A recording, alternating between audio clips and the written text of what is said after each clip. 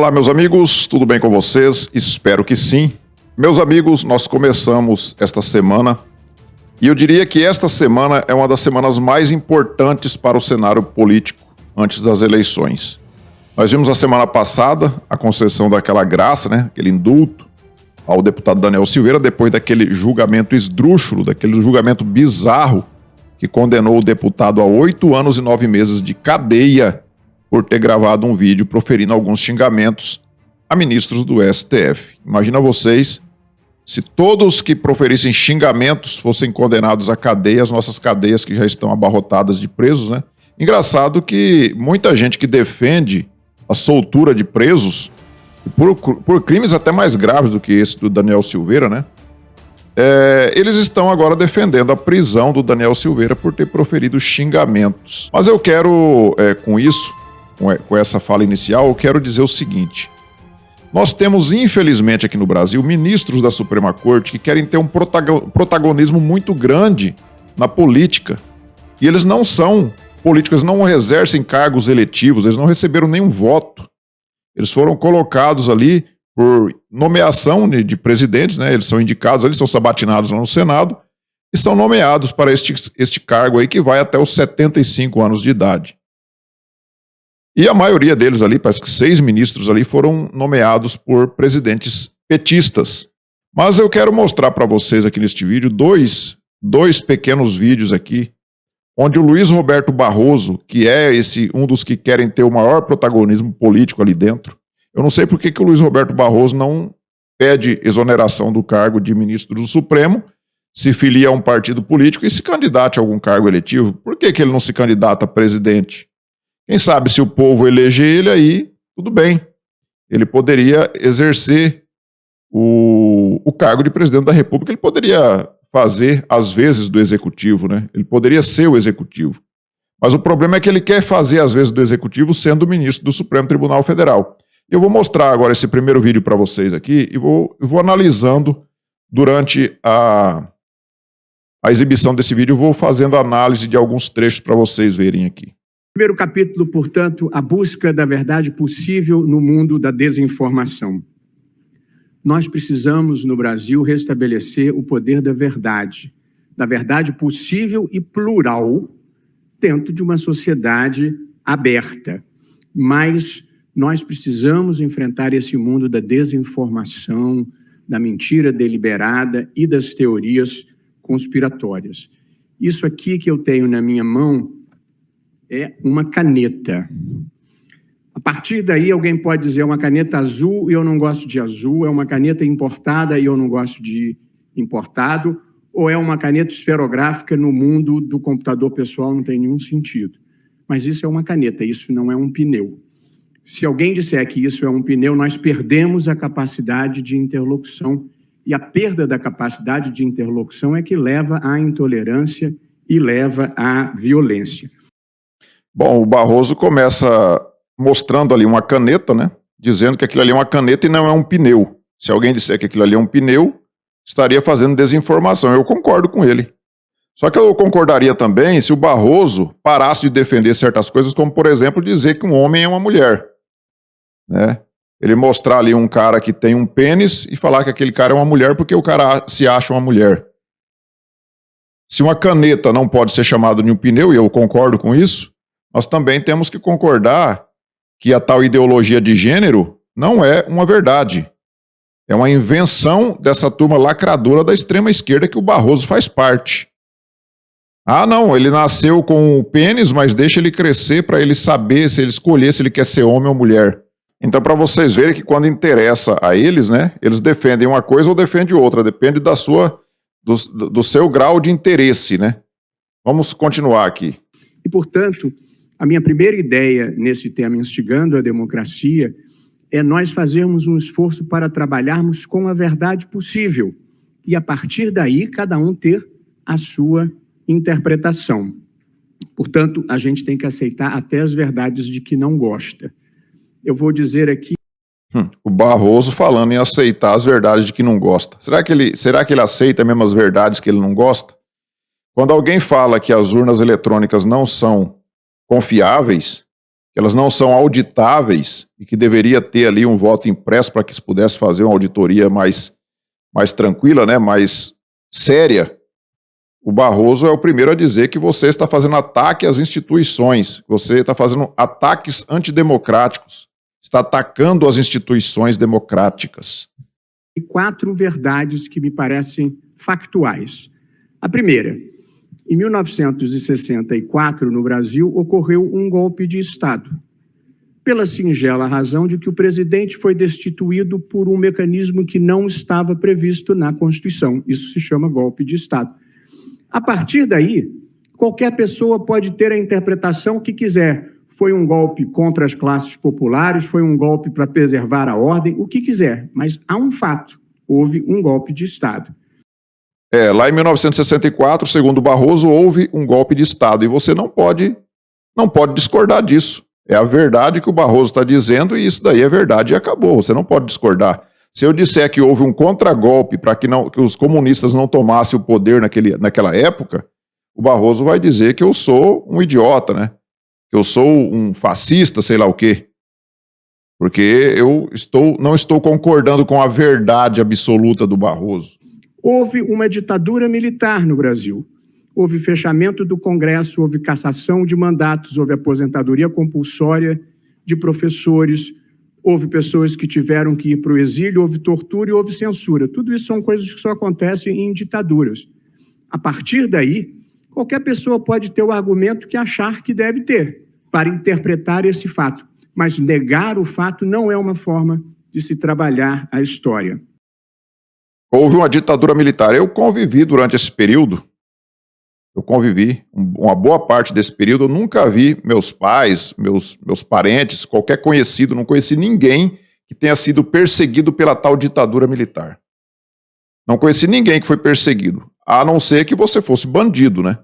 Você estivesse fazendo alguma coisa ilegal. Você podia trabalhar, você podia produzir, você podia ser dono do seu próprio nariz, você podia portar uma arma, você podia ter armas naquela época. Meu pai tinha arma lá, ele ia lá na mercearia, comprava pólvora, comprava chumbo, comprava espoleta, cartucho para a espingarda que ele tinha lá em casa.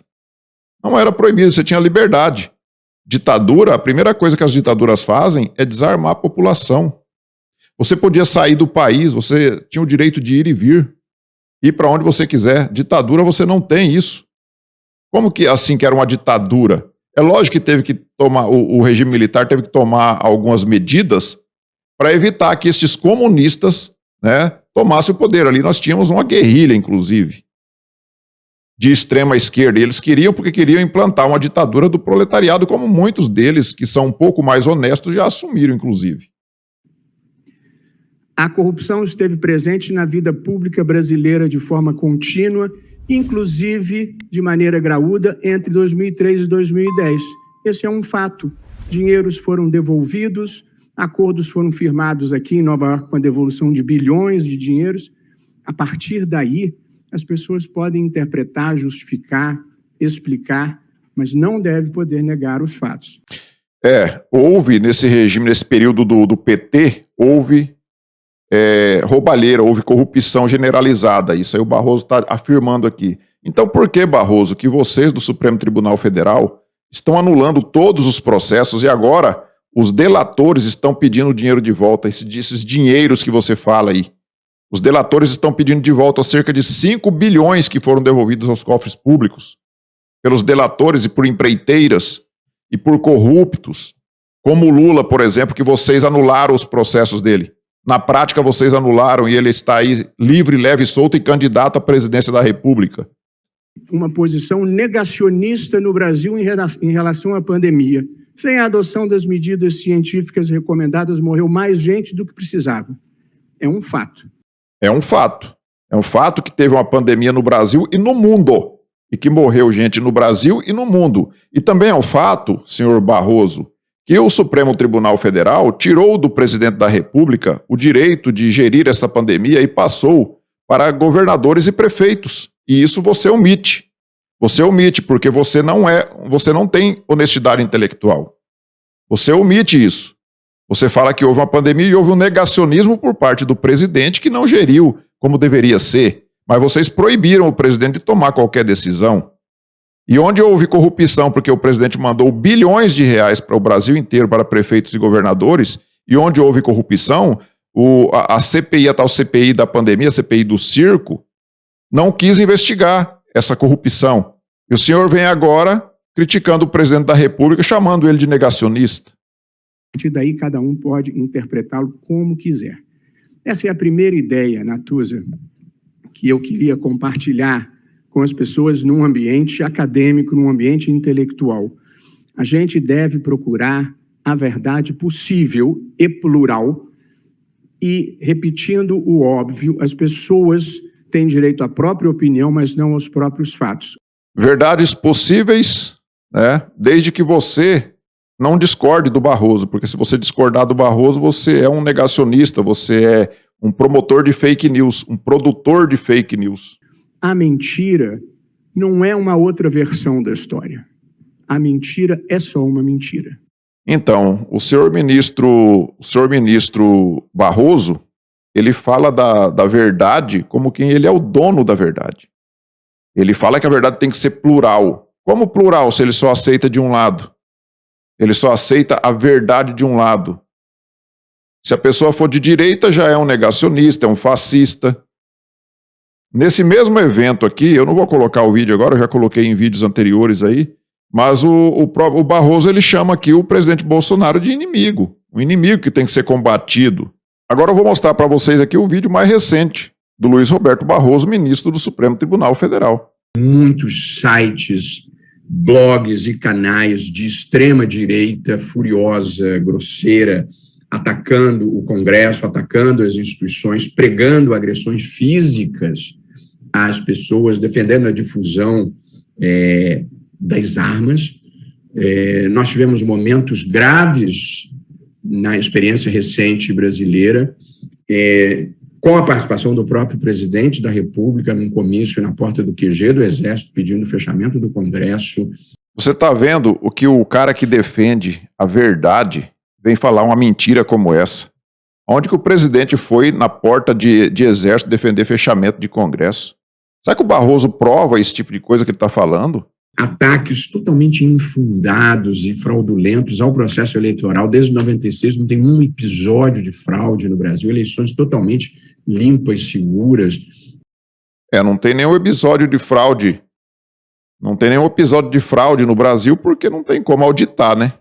Até porque não tem como auditar as urnas eletrônicas. Como que você audita uma coisa que não tem um voto físico para você contar? Você tem que confiar no resultado eletrônico. Então, a verdade do Barroso é calcada numa dúvida. E auditáveis, e agora se vai pretender usar as Forças Armadas para atacar, gentilmente convidados para participar do processo, estão sendo orientados para atacar o processo e tentar desacreditá-lo. Aí vem a pérola, né? As Forças Armadas, que foram convidadas gentilmente para participar do processo lá de avaliação das urnas eletrônicas, agora estão sendo usadas para atacar o processo eleitoral.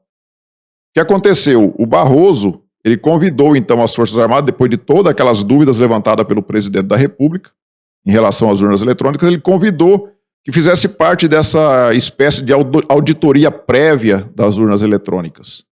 E as Forças Armadas aceitaram, mandaram para lá uma comissão de militares que são da área de TI, e por sinal são muito bons.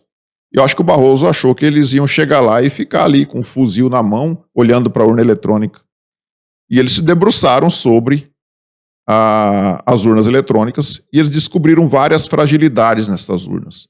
E eles fizeram ali vários questionamentos. O que o TSE fez? O TSE colocou um sigilo sobre esses questionamentos e agora vem o Barroso dizendo que as Forças Armadas estão atacando o sistema eleitoral. O ministro da Defesa divulgou uma nota oficial repudiando essas falas do Barroso, né? E agora vamos aguardar o que vai dar tudo isso, porque o Barroso ele fala um monte de inverdades, né? Não pode falar que é mentira do Barroso, que talvez ele pode mandar prender a gente, né?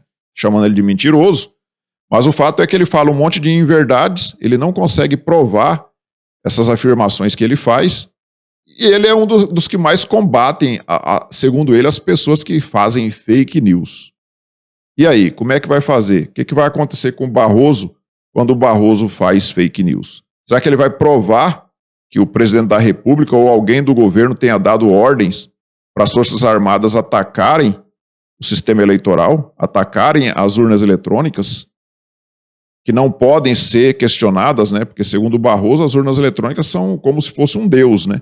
Você tem que se ajoelhar perante a santa urna eletrônica, orar, votar e acreditar 100% que o seu voto está indo para aquele candidato que você digitou o número, mesmo que você não tenha como provar que isso aconteceu.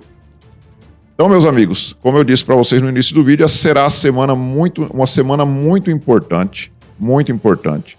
Nós não sabemos o que o Supremo vai fazer em relação ao decreto presidencial que instituiu a graça ao Daniel Silveira, se eles vão tentar peitar, vão querer derrubar esse decreto. O presidente hoje fez uma declaração que será cumprido o decreto. E eu continuo apostando que o presidente vence essa queda de braço, porque o presidente, ele tem as Forças Armadas e ele é o comandante em chefe das Forças Armadas. E ele tem o poder da força para fazer se cumprir esse decreto. Então era isso, meus amigos. Eu peço a você que observe aí, se não tiver inscrito ainda no canal, se inscreva clicando aí no botão inscrever-se. Ative também o sininho das notificações para que você seja notificado de novos vídeos que eu venho postar aqui no canal. Deixe o seu like, faça os seus comentários. E nós nos vemos numa próxima oportunidade. Fiquem todos com Deus. Tchau.